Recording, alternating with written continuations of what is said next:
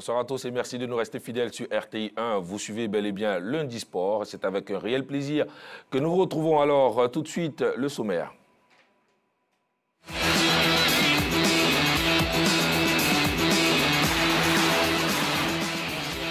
Qui a réussi à accrocher sa troisième étoile sur son maillot à l'issue d'un match légendaire face à la France. En boxe, le gala international Choc des Titans a été un moment de grande communion avec tous les amoureux du noble art. Kokan 2023, un séminaire de réflexion a réuni à Bouaké plusieurs acteurs du sport et les professionnels de l'organisation afin de faire le point de l'organisation de la prochaine CAN en Côte d'Ivoire. Et pour en parler, naturellement, Salif Ouattara, toujours avec nous. Bonsoir. Bonsoir Samuel. Ça va super bien. Ça va. Ça a été le week-end? Oui, ça s'est bien passé. Vous avez bien vécu, naturellement, la finale de la Coupe du Monde aussi. Oui, on a suivi, on a vu tout le suspense qu'il y avait et puis après le dénouement. Ouais. Félicitations à l'Albi Céleste. L'actualité en Côte d'Ivoire est tenue également donc par le TIDA, le tournoi international du district d'Abidjan. Nous parlerons naturellement donc de l'évolution de la compétition et de ce tournoi avec Mesme Mbaya. Bonsoir. Bonsoir. Vous êtes le commissaire général, je rappelle. Ben ouais. Alors, comment ça se passe déjà? Très bien. On avance bien, on a déjà passé la première étape. À partir de demain, on rentre dans les phases décisives, mais tout se passe très bien. Tout se passe très bien.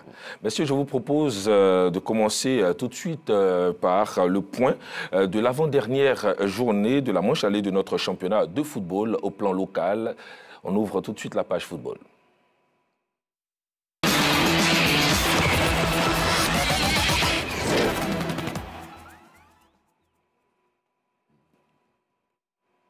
Le Stella s'impose dans la douleur contre le Stade. Premier relégable avant d'affronter le Stade d'Abidjan, également pas au mieux de sa forme, le Stella Club d'Adjamé se met rapidement en confiance quand son capitaine Adam Hassen Bendé transforme son penalty. 6e but de la saison pour le joueur qui rejoint les meilleurs artificiers du championnat. Les Magnans se font peur avec cette faute de main de leur portier, Wilfried Couillot, qui occasionne l'égalisation des Yéyés. Diarasouba Drissa, sur une belle frappe, redonne l'avantage au Stella. À 10 contre 11, les Bleus et Rouges s'offrent les meilleures occasions de la fin de la rencontre, sans toutefois parvenir à égaliser. La FAD confirme sa belle santé face au FC San Pedro. Prendre des points face au FC San Pedro, l'équipe de la FAD d'Abidjan en blanc sait le faire. Les joueurs du plateau ont attendu la seconde période avant d'ouvrir la marque grâce à Fofana Idriss Junior sur un penalty. L'équipe d'Henri Kofi Romaric accentue sa domination et porte la donne à 2-0 avec cette puissante frappe de Kwanda Latif. 3e victoire d'affilée de la saison pour la FAD qui reste toujours 3e. Le COK arrache le nul devant le RCA. L'antenne rouge avec 7 petits points, le CO Korogo en jaune, qui n'avait jamais réussi à prendre au moins un point contre le RCA, a été surpris dans ce duel par Silla Mohamed. Courageuse, l'équipe du Poro est parvenue à obtenir le nul grâce à Adiko Archange. Score final 1-1, un résultat qui ne fait guère l'affaire des deux clubs au classement. Et Salif, nous allons retenir pour la fin de cette 14e journée quand même ce succès de la FAD, 3e succès consécutif. Ils sont en forme, ils sont en jambes, ils l'ont démontré depuis il y a 2 journées de cela, ça a commencé. Il y a aussi ce succès-là de l'USC Bassam qui s'impose depuis quelque temps. Il y a des clubs qui étaient en profondeur, qui sont en train de remonter tout doucement, qui sont en train de montrer une certaine belle forme, une belle santé, on l'avait souhaité et c'est en train de se passer comme ça. Maintenant, on est à mi-parcours, il va falloir rééquilibrer les forces, chercher à garder le cap, ne pas redescendre. C'est ça qui est difficile quand on est dans la haute compétition. On peut monter, mais comment rester là-haut? C'est ça qui est le plus difficile. On espère qu'ils vont pouvoir garder ce cap-là. Comment rester là-haut? C'est aussi la belle question que se pose l'ASEC Mimosa, d'ailleurs tenue en échec par Bouaké. Voilà, donc on dirait que c'est une belle opération pour Bouaké. Oui, certainement. Bouaké avait besoin de se mettre en confiance. Donc, un match nul, c'est bon. Mais en même temps aussi, l'ASEC sent le souffle de tous les poursuivants. C'est clair. C'est pas facile. Je pense qu'il y a aussi beaucoup de pression de ce côté-là. Beaucoup de pression de ce côté. Alors, on va dire que globalement, c'est une manche allée qui est en train de s'achever dans les meilleures conditions pour parler donc de la performance de toutes les équipes. On s'attendait à des cadeaux. Des clubs qui ont quand même fait la surprise depuis quelques saisons et qui sont là. On s'attendait à ce que Sol FC montre ses forces en place. On s'attendait à ce que le Racing également montre ses forces. Mais finalement, on constate que l'AFAD, qui est tenu de main de maître par Romaric Ndri, est en train de montrer une certaine belle forme. Il faut quand même saluer cette dynamique parce que quand on a vu la saison dernière ce qui s'est passé et tout ce qui se disait, c'était quand même difficile pour l'entraîneur qu'il était. Réussir aujourd'hui à garder le cap, à faire remonter cette équipe qui se trouve actuellement en 3e position au niveau du classement, c'est déjà une belle performance. Et puis on a aussi l'ASOA qui revient, qui l'année dernière était quelque peu en difficulté, il revient, qui se repositionne. Ça veut dire qu'il y a des ambitions et il faut saluer tout ce travail qui est fait. On a pensé qu'il y avait des grands comme le Sporting Club de Gagnoa qui peinent aussi, qui montrent quelques difficultés. Cela veut dire tout simplement qu'il y a un travail qui est fait dans la cadence, dans la maintenance et il faut saluer tout cela. S'il y a un club qui vit en ce moment des moments douloureux, messieurs, c'est bien l'Africa Sport d'Abidjan. Et pour cette page noire, on voudrait dire que le monde du sport en Côte d'Ivoire est frappé donc, par un deuil. Dans un communiqué qui a été produit par les membres associés, l'Africa Sport d'Abidjan a annoncé le décès donc, de l'ex-dirigeant du club vert et rouge, Alexis Vagba. Il faudra donc le retenir, Alexis Vagba nous a quitté donc dans la nuit du dimanche à ce matin. C'était donc dans un établissement hospitalier d'Abidjan. Et à cette triste occasion, le président de l'Africa Sport présente donc toutes ses condoléances à la famille biologique d'Alexis Vagba et naturellement donc se tient disponible aux côtés de cette famille et selon les dispositions que celle-ci voudrait bien prendre pour la suite du programme des obsèques. On voudrait encore une fois donc nous associer à l'Africa Sport pour traduire nos sincères condoléances à la famille éplorée. Cela nous permet de vous annoncer aussi, mesdames et messieurs, que la 15e journée va se tenir dans quelques jours, Salif Ouattara. On aura les matchs mercredi et jeudi. Déjà mercredi, on aura le FC San Pedro battu par l'AFAD qui voudrait bien terminer donc, cette manche allée. Et ce sera face au Racing Club. Le match sera diffusé le samedi 24 à 15h30 sur nos antennes, donc sur RTI 1. Et puis le jeudi, vous aurez match en direct. Boaké sera face à l'Is de Sassandra. Donc à 15h05 la prise d'antenne, ce sera sur RTI 1. Et est-ce que Boaké pourra tenir la dragée donc face au Lys de Sassandra qui est aussi en forme, hein? Boaké a déjà résisté face à la SEC Mimosa comme vous l'avez souligné tout à l'heure. Cela veut dire que Boaké aussi cherche à grappiller quelques points. On est tous conscients qu'il y a cette trêve-là qui arrive. Il faut donc se mettre en bonne position pour pouvoir récupérer déjà, aller se reposer et revenir dans une belle forme. Donc Boaké ne cherche pas à rester en arrière-plan. Boaké aussi veut jouer le premier rôle. Donc Boaké va essayer de résister, essayer de montrer en tout cas ce qu'il y a en termes de capacité physique et pourquoi pas remporter ce match. Yeah, ouais. Plus besoin de faire les calculs, hein, messieurs, il faut se jeter à l'abordage et surtout jouer les matchs pleinement pour, pourquoi pas, finir la manche allée en beauté et prendre des vacances méritées. Parlons TIDA à présent. Le complexe sportif Jesse Jackson de Yopougon a accueilli les matchs de barrage qualificatifs pour les demi-finales. Match comptant donc pour la 8e édition du tournoi international du district autonome d'Abidjan. Derby Academy du Mali a obtenu le dernier ticket et ce au terme donc des rencontres assez disputées. Le point avec Pascal Koné.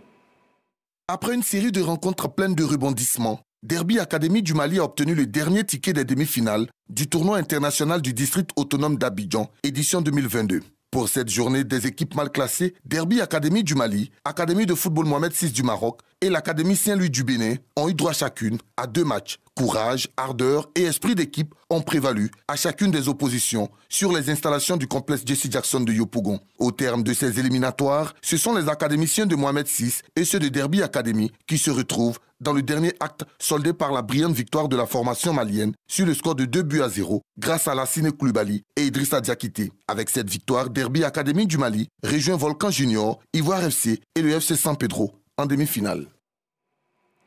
La bonne information, Salif Ouattara, c'est que Mesme Mbaya va nous le dire. Hein, 3 équipes ivoiriennes sont qualifiées pour les demi-finales. Exactement. 3 équipes ivoiriennes. On avait vu qu'au départ de cette compétition, il y en avait 6. Et sur un ensemble de 11 équipes qui sont autorisé pour ce tournoi. Et bien, nous sommes très contents de voir qu'il y a 3 équipes ivoiriennes qui arrivent en demi-finale contre une seule équipe malienne. Ils étaient venus à 3. Mais voilà, c'est un bon bilan pour l'instant. C'est un bon bilan, hein, devant quand même les gamins de l'Académie Mohamed VI du Maroc. Si elle est toujours réputée en termes de formation et comme on l'a dit tantôt ici, avec ces garçons qui sont allés à la Coupe du Monde et qui ont quand même ébloui de leur talent cette compétition et qu'on arrive à sortir ce club-là, cette académie. Bon, je pense qu'il faut saluer aussi le travail qui est fait ici en Côte d'Ivoire. Ça veut dire qu'on a des techniciens avérés qui sont quand même compétents en la matière. Mais maintenant, ça reste à comptabiliser, ça reste à voir ce que ça vaut en termes d'organisation beaucoup plus pratique et plus sérieuse. Je pense que le temps nous dira. Mais déjà, ces gamins-là, il faut qu'on les garde dans nos tablettes, qu'on les repère et qu'on les suive pour les prochaines aventures. En termes de technique et naturellement de discipline sur le terrain, comment jugez-vous le niveau général de la compétition et principalement des clubs ivoiriens? Ben, si je m'en tiens, parce que nous, en tant qu'organisateurs, on ne peut pas tomber dans l'autosatisfaction, mais si je m'en tiens à ce que les recruteurs, les agents recruteurs qui sont venus très nombreux d'ailleurs, on en compte à peu près une cinquantaine, les retours qui nous sont faits, ils estiment que le niveau il est très bon, les équipes sont aguerries, bien organisées, et puis techniquement et tactiquement, il y a de la bonne graine. Il y a de la bonne graine. Hein. D'accord. On retient que les 3 équipes ivoiriennes qualifiées pour les demi-finales sont Volcan Junior, FC San Pedro et Ivoire FC. Sol FC n'a pas pu donc aller plus loin. Ivoire FC, qui on le rappelle, est justement une équipe composée de pratiquement des joueurs de la sélection U17, U18. Donc cela veut dire qu'également ils sont performants. Mais au-delà, je veux dire, les recruteurs qui sont venus, est-ce qu'ils suivent? Est-ce qu'il y a des joueurs qui ont été déjà répertoriés auxquels les recruteurs s'intéressent? Vous savez que dans ce milieu, c'est l'omerta. On ne dit pas d'emblée comme ça qui on a vu, mais en tout cas, ils savent. Et nous, au travers un peu de ce qu'on entend, on sait qu'il y a des joueurs qui sont particulièrement suivis, surtout quelques joueurs de l'Académie Volcan Junior. C'est clair, d'accord. Alors, est-ce l'enjeu? On ne sait pas, mais on a remarqué lors des matchs qu'il y a beaucoup d'intensité. Cela a donné d'ailleurs des cas de blessures. Oui, c'est le football des jeunes. Et puis, quand on parle de détection, on parle de plateau technique, on parle d'agents, de joueurs qui sont arrivés nombreux. Bien entendu, il y a beaucoup d'engagement. Chacun veut se faire voir, chacun veut montrer ce pourquoi il est là. Et puis, donc, ça peut aussi déboucher sur des cas de blessures. Effectivement, il y a eu deux blessés. L'un, un joueur justement de l'Académie Volcan Junior qui a eu une fracture au niveau de la cheville. Il a été pris en charge correctement, les assurances ont joué leur rôle, mais aussi il a été opéré même hier, tout s'est très bien passé. Le joueur malien, il a eu plus de peur que de mal, lui aussi, ça va. En gros, ça va. Mais déjà, on peut retenir que la commission médicale de l'organisation du TIDA a fait un travail formidable. Je voulais dire merci donc au docteur Yao qui a fait des mains et des pieds pour qu'on arrive à avoir ce bon résultat, en tout cas en ce qui concerne les blessures. C'est clair. Mais on dira aussi que la passion est au rendez-vous. Hein. Il y a beaucoup de supporters. Vous avez lancé l'appel. Ils sont venus. Mais en même temps, on peut s'attendre à quelques débordements. Comment est-ce que vous gérez tout ça? Le TIDA, tout le monde veut gagner. Le TIDA, tout le monde veut y participer. Et quand on appelle le public, surtout quand on s'est déplacé à Yopougon, il y a beaucoup de public. Vraiment, Yopougon, c'est la commune de la fête. Et ils sont venus pour voir justement la crème du football africain au niveau de cette catégorie d'âge. Et les gens étaient très enthousiastes.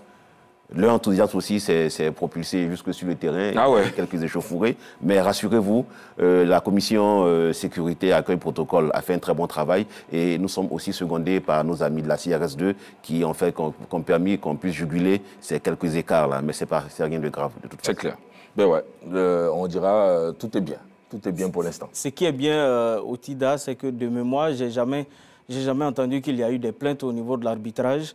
Et j'ai le sentiment que ça continue, c'est du professionnalisme, c'est bien suivi. Il faut saluer cet effort qui est fait. Mais pourquoi est-ce que ça marche tant au TIDA, l'arbitrage?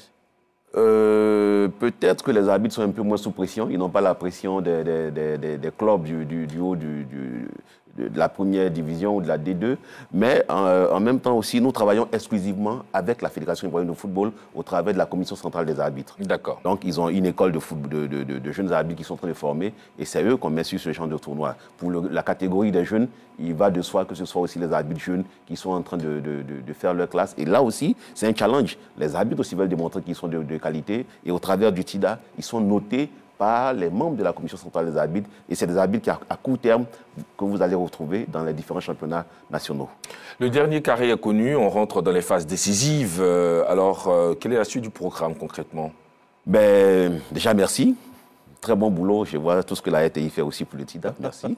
Et... Je vous en prie. Et donc, après les premières journées, demain mardi 20, on se retrouve au stade Robert Champoux de Marcory à partir de 8h pour les grandes demi-finales. À 8h, on aura donc l'opposition Volcan Junior contre Ivoire FC. Ça, c'est un derby. Ah ouais, ça c'est clair. Vous n'avez pas manqué de souligner que dans l'équipe de Ivoire FC se retrouve pratiquement la catégorie U17 de l'équipe nationale de Côte d'Ivoire. Et en face, on a Volcan Junior, qui est une jeune académie, jeune en griffe, mais qui monte. Et il y a tellement de joueurs qui sont partis de Volcan Junior que c'est devenu aujourd'hui l'un des centres de formation les plus réputés. Et c'est sûr qu'il va y avoir une vraie bataille. Ensuite, à partir de 10h, on aura FC San Pedro de Côte d'Ivoire qui sera opposé à Derby Académie du Mali. Et là aussi, c'est un choc. Côte d'Ivoire, Mali, ça a toujours été comme ça. Et je suis sûr que demain, il y aura du très beau spectacle. J'invite le public à venir nombreux à partir de 8h au stade Robert Champoux de Marcory pour voir les demi-finales du TIDA 2022. En tout cas, c'est de belles rencontres qu'il faudra voir avec Salif Ouattara. Vous restez avec nous. Nous allons poursuivre cette émission et parler maintenant donc de la Coupe du Monde de football. Écho de cette Coupe du Monde de football. Messieurs, il faut qu'on en parle concrètement. Le Qatar, globalement, Salif Ouattara, on peut le dire, le Qatar a réussi son pari au niveau de l'organisation. Je pense que le Qatar a réussi son pari, puisque de toutes les manières, on a vu des supporters qui ont afflué de partout, de tous les continents. Ils sont arrivés, ils ont assisté aux différentes rencontres. Il y avait du public dans une ambiance bon enfant. C'est vrai qu'au départ, il y avait certaines restrictions, il y avait eu certaines informations qui avaient circulé, qui faisaient craindre un certain nombre de choses, mais finalement on s'est rendu compte qu'il n'était rien et que tout était en tout cas dans de bonnes mains au niveau de la sécurité, au niveau de l'environnement lui-même. On n'a pas été au Qatar, mais en tout cas, on a constaté qu'il y avait cette chaleur-là que nous autres, on a pu voir en Russie en 2018, quand il y avait cette Coupe du Monde. C'est toujours un moment de retrouvailles. C'est toujours un moment aussi de partage de culture, c'est toujours un moment de sport. Et tant qu'il y a tous ces éléments qui sont réunis, il y a la passion, il faut saluer tout ce qui a été fait au Qatar. Et au Qatar, l'Afrique est rentrée aussi dans l'histoire, occupant la 4e place grâce au Maroc. On peut parler quand même d'une prestation honorable de la part des hommes du royaume chérifien. Oui, comme on l'a dit, le plafond de verre a finalement été passé. Une équipe africaine qui arrive en demi-finale d'une Coupe du Monde, c'est quelque chose de tellement extraordinaire. Et pour vous dire, qu'est-ce qui lie le Maroc à la Côte d'Ivoire, c'est le TIDA.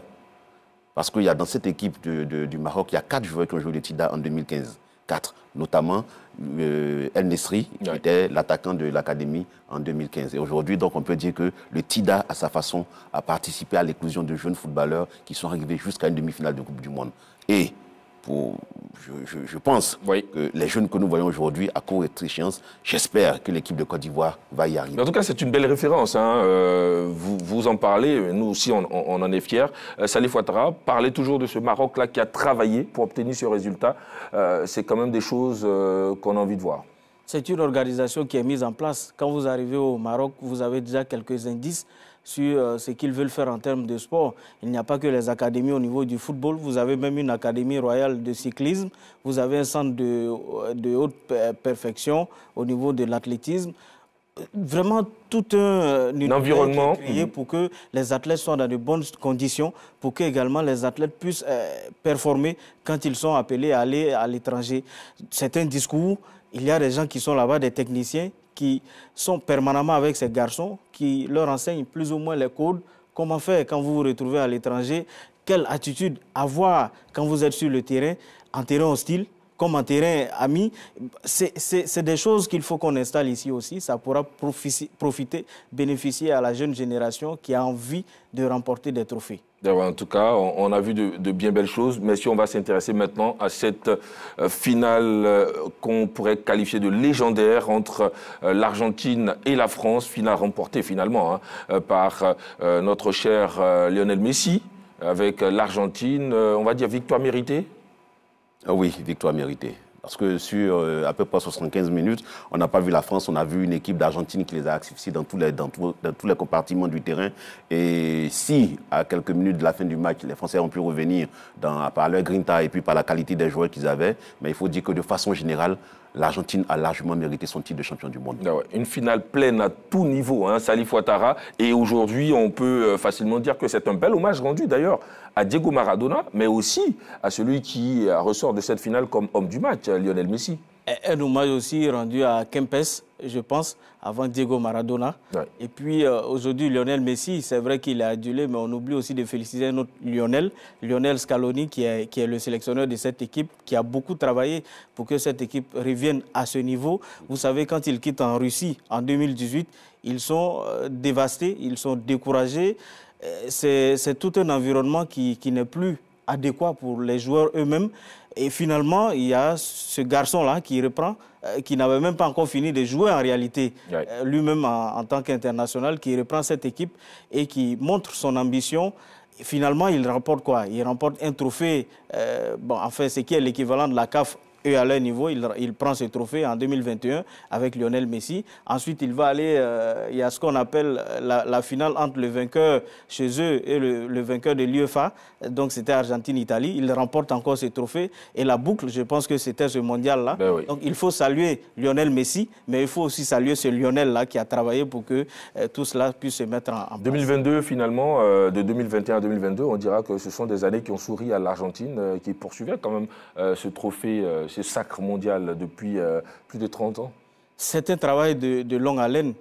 Lionel Messi, on l'a vu batailler dur pendant toutes les rencontres, toutes les oppositions. Et puis, en quelque sorte, sur la France aussi, c'est une revanche. Ben oui. C'est la France qui sort l'Argentine en 8e de finale en 2018. Donc, réussi à franchir ce cap, arriver en finale et puis sortir finalement l'adversaire qui nous attend fatigué. Je pense que l'Albi Céleste a vaincu les signes français. Et puis, au-delà de cela, c'est tout un peuple qui est heureux, qui va accueillir ces garçons-là en héros. Lionel Messi rentre aussi dans l'histoire de ces grands joueurs, je pense, qui ont contribué à l'éclat de l'Argentine au niveau du football. D'ailleurs, il y a de cela quelques heures, l'équipe française est arrivée donc en France, saluée par plusieurs supporters. Cette équipe donc a été accueillie parce qu'il y a eu du travail sur le terrain. Kylian Mbappé, qui lui s'est arraché pratiquement les faveurs de tous les supporters, au-delà donc du travail qu'il a abattu sur le terrain. Il a décidé de porter l'équipe et il l'a fait. Félicitations à lui aussi, même s'il y a quand même un peu de déception, quelque part. Oui, forcément, une Coupe du Monde, jouer une finale de Coupe du Monde, être dans les cordes et puis revenir à 10 minutes de la fin, on se dit, c'est bon, le bon, c'est tout bénéfice. Ouais. Puis finalement, il passe de très peu à côté de cette finale. C'est celui qui doit être déçu, mais il est encore jeune. À 24 ans, il a tout le temps de remporter. Et il a été mondialiste d'ailleurs. Oui, donc voilà, il va en remporter une autre. Merci beaucoup à vous d'être venu. Et puis on se dit à demain au Stade Robert Champroux pour donc observer et suivre ces deux finales. Ces deux demi-finales. Ces deux demi-finales plutôt. Partie de 8 heures. Ben ouais. Merci beaucoup. Alors, nous allons tout de suite basculer pour l'instant multisport.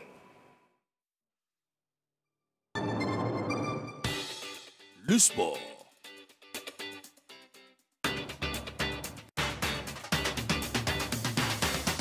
Tout le sport.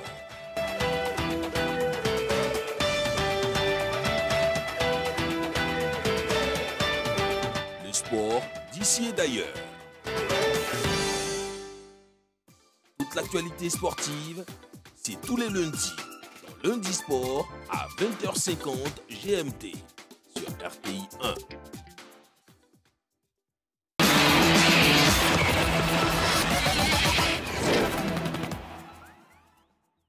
Ouvrons ouvrons cette page à Multisport avec l'activité du ministère des Sports. Le ministre des Sports, Paulin-Claude Danho, a procédé à l'ouverture des travaux du séminaire annuel du sport qui s'est tenu donc à l'Institut national de la jeunesse et des sports, qui se tient toujours donc dans cet espace, placé sous le thème bilan 2022 et perspective 2023 pour une Côte d'Ivoire solidaire. Ce séminaire à l'intention donc des unités administratives de la tutelle du sport s'achève le 21 décembre prochain. Le point complet d'Arsène Kouassi. C'est désormais une tradition au ministère des Sports. Comme tous les ans, les responsables des unités administratives se retrouvent pour dresser le bilan de l'année écoulée et les défis à venir. Pour cette édition, ils n'ont pas dérogé à la règle. Aux normes de 178, ils ont pris part à ce séminaire annuel de la tutelle placé sous le thème bilan 2022 et perspective 2023 pour une Côte d'Ivoire solidaire. Un thème que le premier responsable du sport invite ses collaborateurs à s'inscrire dans la feuille de route du ministère définie lors du séminaire gouvernemental à Yamoussoukro, tenu les 12 et 13 novembre dernier. La CAN 2023 est un produit d'appel pour notre ministère. Donc, le compte à rebours a commencé. Et nous avons été instruits par le gouvernement de faire en sorte, première priorité, terminer ces infrastructures. Je souhaite que ce séminaire vous permette d'en maîtriser tous les contours. Vous devez être capable d'en parler avec aisance et avec détermination. Troisième aspect, c'est le programme d'aisance aquatique. Durant 3 jours, les participants auront droit à des communications sur plusieurs thématiques, entre autres l'offre d'infrastructures sportives, les réformes organisationnelles de la pratique des APS et la coopération internationale. Ce séminaire est très important pour nous parce qu'il s'agit de faire le bilan de l'année 2022, mais surtout réfléchir sur les perspectives 2023. À travers les orientations qui vont nous être données, vont nous permettre de corriger un certain nombre de tirs et de nous amener à prendre de nouvelles orientations. Ce séminaire annuel du sport s'achèvera le mercredi 21 décembre, sanctionné par la restitution des travaux.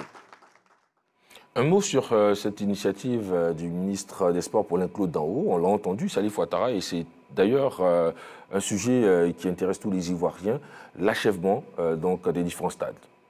Oui, c'est une des priorités puisque nous organisons la CAN en janvier-février 2024. Mais au-delà, c'est bien de voir tout ce monde-là réuni, réfléchir, essayer de voir ce qui a marché, ce qui n'a pas marché, se projeter. Je vois qu'il y a des directeurs régionaux qui ont été convoqués. Je pense qu'ils sont tous là d'ailleurs, oui, à ce séminaire-là. Ils vont donc participer aux travaux. C'est important que tout ce monde-là soit associé. Aujourd'hui, les directions décentralisées, les différents cadres du ministère vont prendre le temps de réfléchir, de savoir comment anticiper sur la CAN 2023, ce qui est très important. Et aussi, il y a le projet Aisance aquatique, qui est en réalité un projet olympique. Donc, comment faire en sorte qu'au niveau de l'olympisme, on puisse devenir beaucoup plus performant en amenant des médailles, bien sûr d'or, on souhaite l'or à chaque fois, mais pourquoi pas, s'il y a du bronze aussi ou de l'argent, on ne refusera pas. Mais l'or d'abord. Mais l'or d'abord. Mais je veux dire, ces travaux-là sont très importants et je pense que si tout le monde s'inscrit dans cette dynamique, pourquoi pas, on pourra sûrement avoir quelques acquis en termes d'infrastructures et puis savoir comment aussi entretenir ces infrastructures-là. C'est très important. En tout cas, un séminaire pour remobiliser les troupes autour des objectifs du ministère des Sports. On voudrait encore une fois donc saluer cette initiative de Monsieur le ministre Paulin-Claude Danho. Parlons taekwondo à présent avec naturellement cette activité de la Fédération ivoirienne de taekwondo qui a organisé la Coupe de l'ambassadeur de Corée. C'était dimanche dernier au centre ivoiro-coréen à Cocody en présence du premier responsable de la fédération. Le point avec notre cher Pascal Koné et Jean-Sylvain Resson.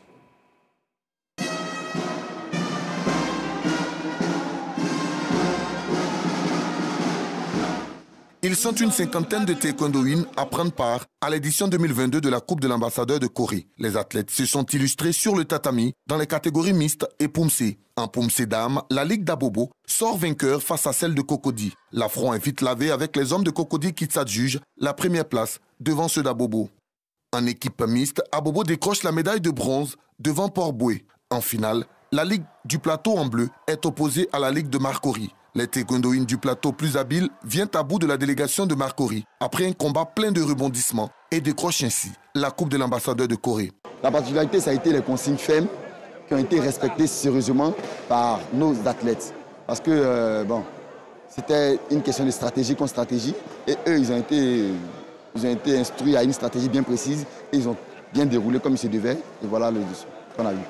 Cette compétition traduit les liens de fraternité qui existent entre les deux pays. Nous disons merci à notre pays frère, c'est-à-dire la Corée, qui nous permet de pouvoir faire cette compétition et de permettre à nos athlètes de se mettre une fois de plus en compétition et de voir détecter les talents que nous avons. En marge de la compétition, la République de Corée a fait don d'équipements sportifs afin de permettre un meilleur encadrement des taekwondoïnes ivoiriens. Et voilà, nous allons parler d'arts martiaux chinois et la Coupe de Côte d'Ivoire. Grue Blanche à Lyodan de Marcory, Lotus Cristal d'Atekoubé et l'association Mantes-Ivoirienne ont brillé au Parc des Sports de Trècheville, nous dit Patrick Dadier. 2 jours d'intenses combats au Palais des Sports de Trècheville ont suffi pour connaître les nouveaux champions de Côte d'Ivoire pour la saison 2022. Les tableaux de compétition indiquaient les disciplines du taoulou à main nue, armes courtes, armes longues et de sanda.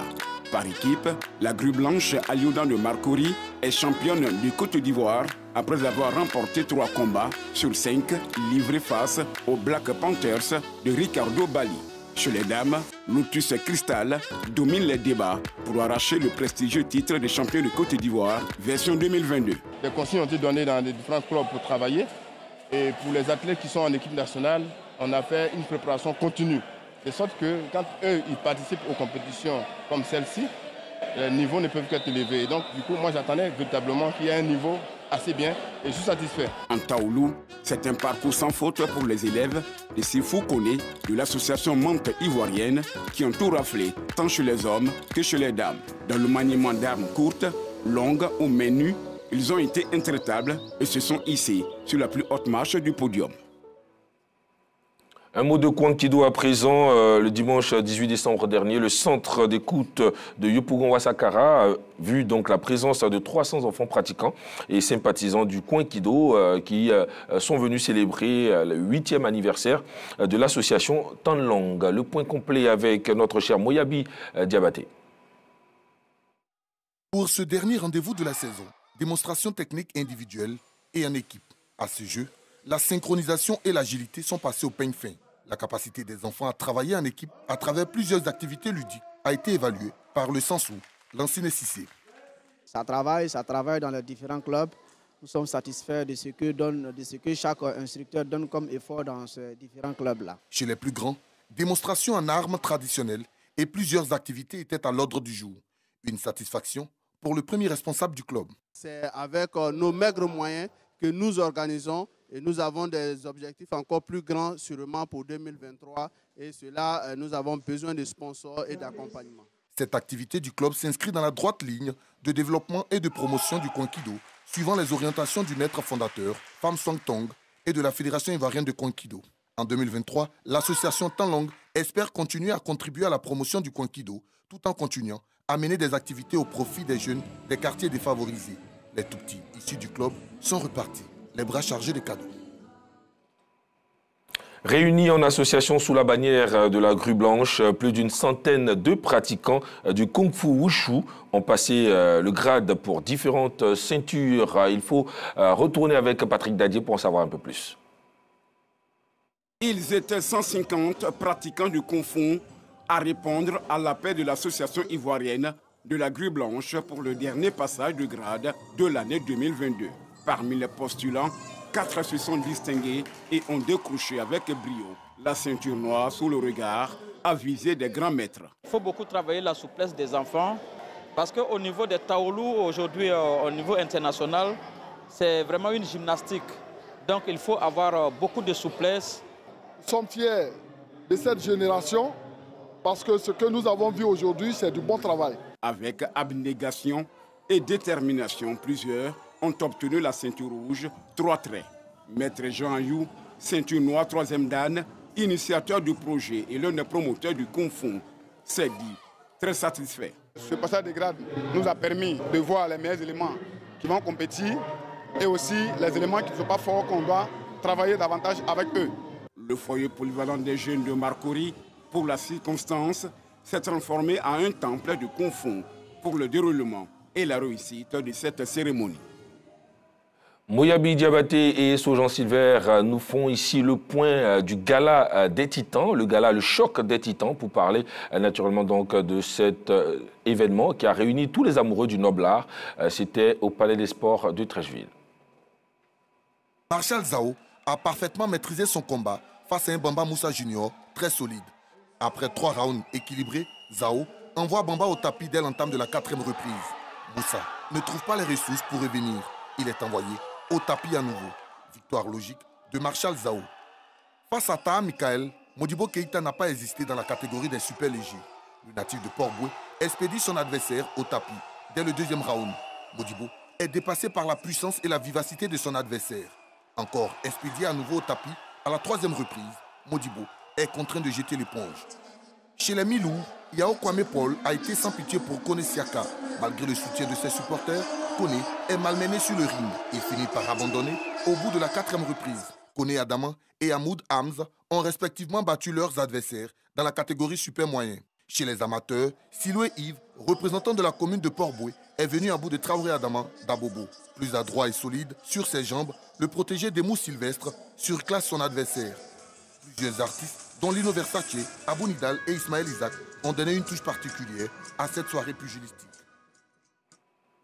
Et voilà, parlons cyclisme à présent. La section cycliste de la SOA a bouclé la saison 2022 comme elle l'a commencé en mars dernier.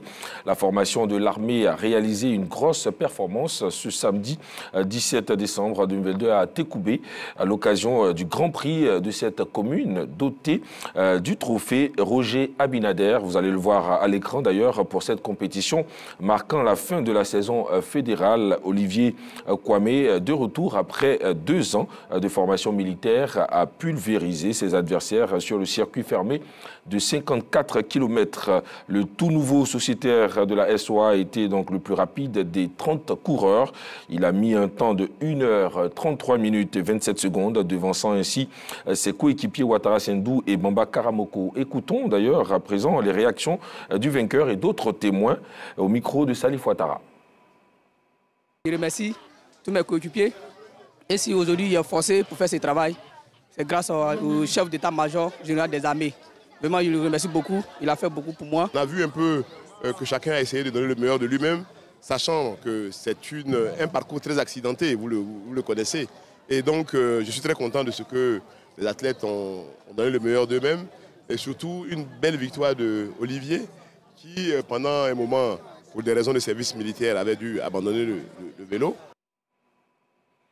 Un mot d'équitation. Le président de la Fédération ivoirienne d'équitation, Stéphane Ouénien, était face à la presse sportive. C'était mardi dernier au siège de la Fédération, assise à Marcory. En présence de ses proches collaborateurs, il a dressé le bilan de la saison 2022 et présenté les perspectives de la saison 2023. Patrick Dadi pour plus de détails. Il était opportun à quelques jours de la fin d'année pour Stéphane Ouénien de faire le bilan des activités un an après sa réélection à la tête de la Fédération ivoirienne d'équitation. Il a également présenté les perspectives pour la prochaine saison qui s'ouvre bientôt. Stéphane Ouénien a rappelé que les activités au sein de la dite fédération vont au triple galop. Nous avons eu notre cavalière Rania Dindane qui a été choisie pour compétir au Moroccan Royal Tour, qui est une compétition de niveau international. Et elle est arrivée première fois 5e sur presque 80 cavaliers. Au titre des perspectives, il a évoqué la finalisation de la mise sur pied d'un club fédéral, la réalisation d'un site de compétition dans la zone de Mondoukou. La Côte d'Ivoire est le premier pays de la CEDEAO en 2022 à avoir des formations pour les coachs et les chefs de piste. Selon le patron de la Fédération ivoirienne d'équitation, la Côte d'Ivoire est pressentie pour abriter en 2024 l'Assemblée générale de la Fédération équestre internationale. L'autre bonne nouvelle, c'est qu'après avoir travaillé pour faire reconnaître la Côte d'Ivoire, la Fédération internationale, Stéphane Ouénien, a réussi à intégrer le pays dans le Gotha du tourisme équestre. Ce sont de très bonnes nouvelles que Stéphane Ognien finalement donc a obtenu pour notre pays, la Côte d'Ivoire. C'est bien que cette discipline puisse revenir au devant. Il faut saluer cette dynamique, encourager aussi le président de la fédération dans ses différentes œuvres qu'il est en train d'accomplir. On le constate, il y a un nivellement de génération au niveau de cette fédération. C'est bien que ce travail-là puisse continuer. Mais en tout cas, c'est ici qu'on va vous dire merci, Salif Ouattara. Merci Samuel. Parce qu'on va basculer au MAG dans quelques instants où nous recevrons l'un des responsables du COCAN pour parler naturellement de ce séminaire qui s'est tenu à Boaké. Merci beaucoup. Merci. Et à très très vite. On se retrouve, mesdames et messieurs, juste après ceci pour la suite de cette émission. Ce 26 décembre, nous vous invitons à suivre Lundi Sport spécial enfant, émission qui a sa 3e saison. Toujours proche des populations, Lundi Sport fera également des immersions, des interviews, des reportages spéciaux rien que pour vous. Un numéro unique dans lequel je serai avec des consultants et des reporters spéciaux. Rendez-vous ce lundi 26 décembre à partir de 20h50 sur RTI 1 pour le Lundi Sport spécial enfant.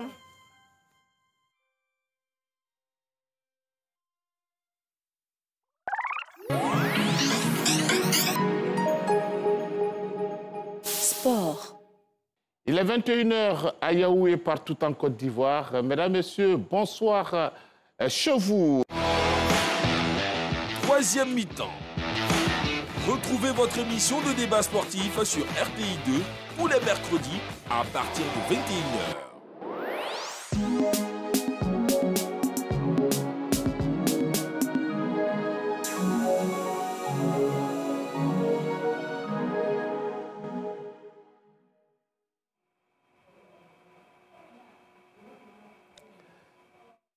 Et voilà, nous sommes de retour justement donc pour cette émission. Il nous a rejoint notre deuxième invité, je pourrais le dire, M. Youssouf Diarra, chef du département polyvalent au COCAN. Bonsoir. Bonsoir. Merci d'être là. Merci à vous. Avec vous, nous allons évoquer naturellement ce séminaire qui s'est tenu à Boaké.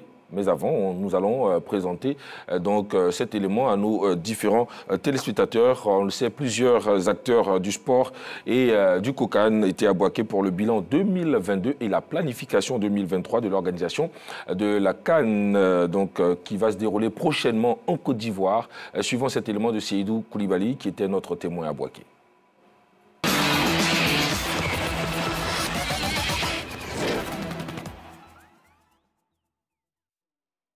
Quel bilan à un an de la CAN 2023?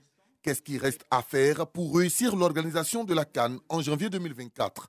Pour répondre à toutes ces questions, le COCAN s'est retrouvé à Boaké pour un séminaire bilan de l'exercice 2022.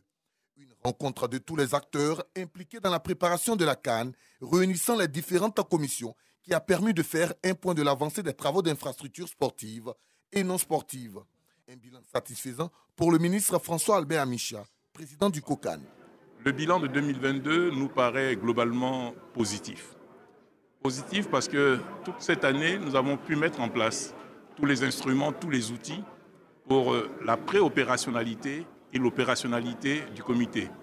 Nous avons pu, au cours de cette année, normaliser les relations entre le comité local, le COCAN, et la Confédération africaine de football. Cela s'est soldé par la signature de l'accord pays et de la lettre de confirmation le 11 novembre dernier.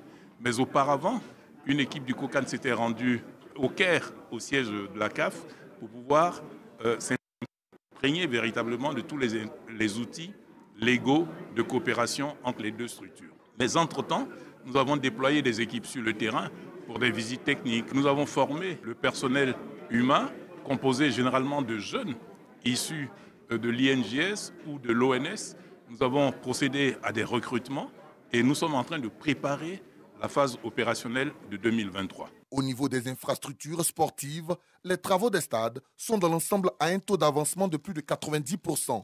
À titre indicatif, les stades de Boaké et de Yamoussoukro sont à 99% achevés. Korogo est à 81% et San Pedro à 82%, selon la directrice de l'ONS, Mme Yoda Mariam. Les stades de Korogo et San Pedro, dont les travaux de pelouse ont été retirés aux sociétés chinoises qui gèrent ces deux sites, seront livrés le 31 mars 2023.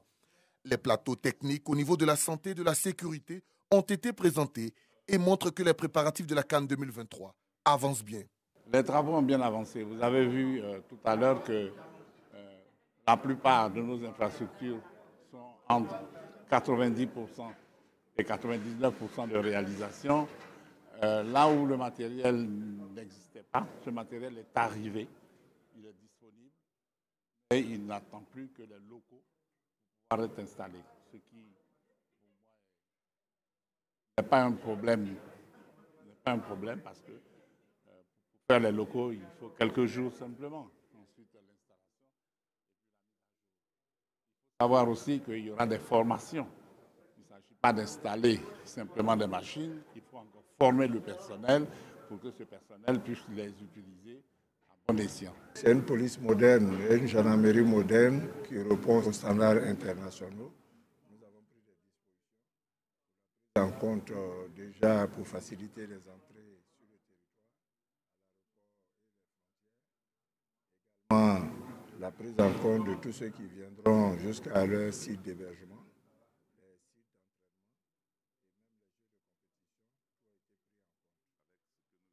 Ce matin, il y a des raisons d'être satisfait et surtout.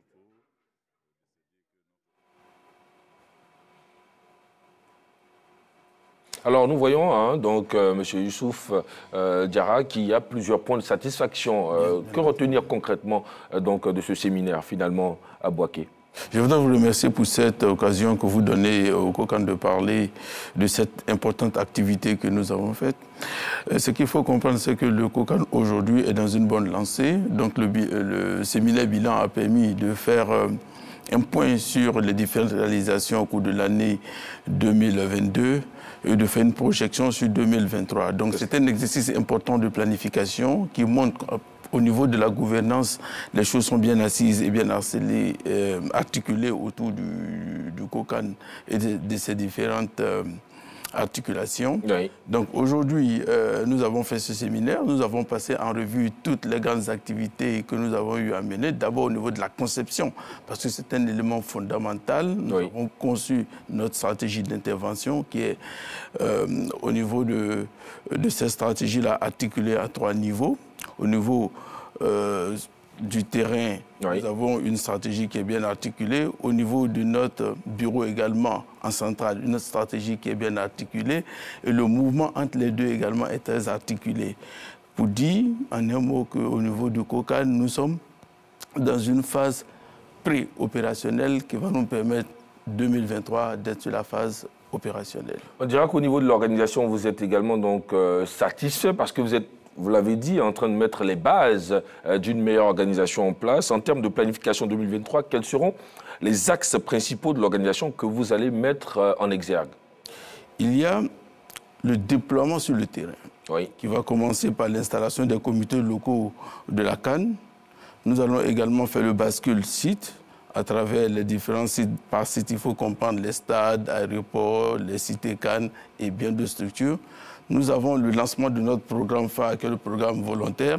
Nous avons également le dévoilement de la mascotte. Il y a le tirage au sort.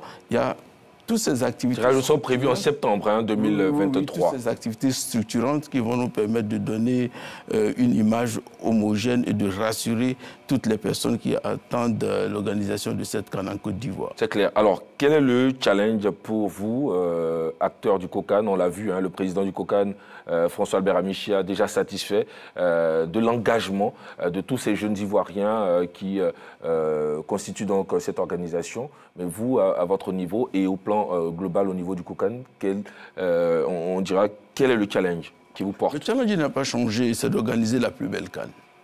Cela suppose qu'au niveau des instruments, au niveau de la méthodologie et au niveau des interventions, nous soyons à même de pouvoir délivrer cette belle CAN. Donc ça passe par un déploiement successif sur le terrain, mais qui se fait en fonction de ce que nous avons prévu comme modèle d'intervention. Ça se fait également par l'implication des autorités locales et de toutes les forces vives de la nation. Ça se fait également par la délivrance des infrastructures de qualité aujourd'hui, comme vous l'avez vu dans le point. D'ici à avril, nous aurons les infrastructures, les travaux avancent très bien, et également par l'arrivée de la CAF en Côte d'Ivoire, avec qui nous allons interagir sur les sujets les plus importants.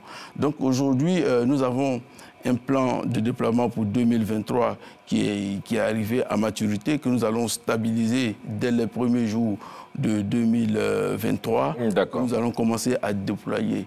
Et comme je le dis pour me répéter, aujourd'hui, on va y aller rapidement. Michel, effectivement, veut que au niveau des autorités locales, au niveau des 5 villes hautes, nous puissions déployer toute la machine, nous pouvons basculer tous nos dispositifs pour permettre une organisation plus proche des différentes villes hautes.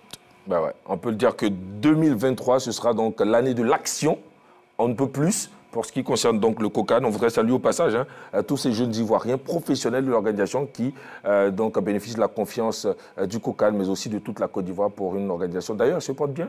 Oui, c'est une innovation. Ces jeunes aujourd'hui sont arrivés à un niveau d'expertise très élevé et il est à leur charge de livrer la CAN et ils sont prêts. C'est un challenge pour eux, ils n'en dorment pas, ils travaillent dur et c'est sûr qu'au lendemain de la CAN, vous verrez le résultat de leur effort. C'est clair. Ben, en tout cas, nous, on veut vous dire merci d'être venu.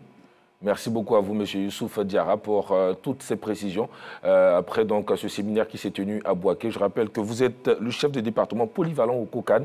Et avec vous, on aura donc comme cela des points réguliers désormais donc, sur le plateau de Lundi Sport. Merci beaucoup. C'est ici qu'on s'arrête pour ce soir, mesdames et messieurs, chers téléspectateurs. Et on se dit à très très vite pour d'autres challenges sur Lundi Sport.